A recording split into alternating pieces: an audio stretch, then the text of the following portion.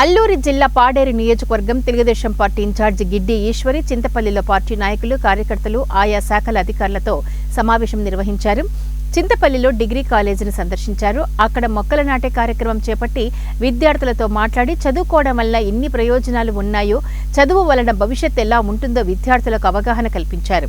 మరియు గిరిజన భవన్లో ఆయా శాఖల అధికారులతో సమావేశమై పాడేరు నియోజకవర్గం అభివృద్ధి దిశగా పార్టీ నాయకులు, కార్యకర్తలు, అధికారులు, ప్రజలు యొక్క సమస్యలు తెలుసుకుని ఆ సమస్యల పరిష్కారానికి అందరూ పనిచేయాలని ఆదేశించారు.